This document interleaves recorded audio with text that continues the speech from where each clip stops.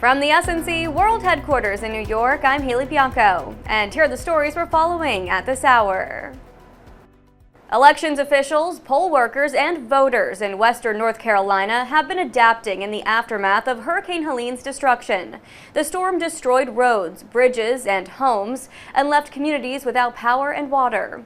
Despite the widespread destruction, election workers have come together to set up polling sites and help voters cast ballots during the early voting period in the crucial battleground state. Turnout during last week's first day of early in-person voting set a record, and more than 1.3 million people have cast ballots since then. Millions of Americans can't afford to buy a home or rent a suitable apartment, making housing a central issue for voters in the upcoming presidential election. Jeremy House takes a closer look. The Harris and Trump campaigns have laid out plans aimed at boosting home construction. GOP presidential nominee Donald Trump says he would give tax incentives for home buyers and cut unnecessary regulations on home construction, among other moves. Democratic presidential nominee Kamala Harris says she would also give tax incentives to build 3 million additional homes and rentals, as well as $25,000 in down payment assistance for first-time home buyers. With Donald Trump's encouragement, Republicans are joining Democrats at the polls to cast their ballots early this year. The surge of GOP voters is breaking records for early voting in some swing states like Georgia and Nevada. As of yesterday, more than 18 million Americans had already voted. President Biden issued a stark warning about Donald Trump during a visit to the New Hampshire Democratic Party headquarters. Biden warned that Trump is a genuine threat to democracy and that world leaders are terrified of what his return to the White House could do to democracy globally. Biden caught himself, quickly adding, "Politically, lock him up," and that voters need to lock him out. The Trump campaign reacted, calling it proof that the Biden administration's plan has been to politically persecute Trump. The UK's governing Labour Party says there's been no wrongdoing amid claims of interference in the US election.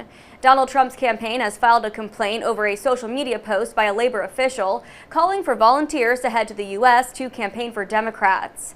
Ollie Barrett has more from London. The social media post from a Labour official has now been taken down, but it talked of dozens of Labour figures heading to the US to campaign for the Democrats. The Labour Party says they would be doing so as individual volunteers, and it says it's had no part in organising or funding such visits. UK Prime Minister Keir Starmer says he believes he can still have a good relationship with Donald Trump. The two met at Trump Tower in September when Keir Starmer was visiting the United States. Georgia's Supreme Court has unanimously rejected a bid by Republicans to reinstate a slew of new controversial election rules. A lower court last week called the rules illegal, unconstitutional, and void. Tony Waterman reports. The Georgia Supreme Court justices didn't decide on the legality of the new rules, but instead declined to reinstate them. This all but guarantees that they will not be in effect on Election Day. There were 7 new rules that Republicans were trying to implement, including one that would require the number of ballots to be hand counted at each polling location, and 2 others that had to do with the certification of the election results. Proponents say the rules would combat fraud, while critics contend they'd sow confusion and distrust. The United States has confirmed that North Korean troops are now stationed in Russia.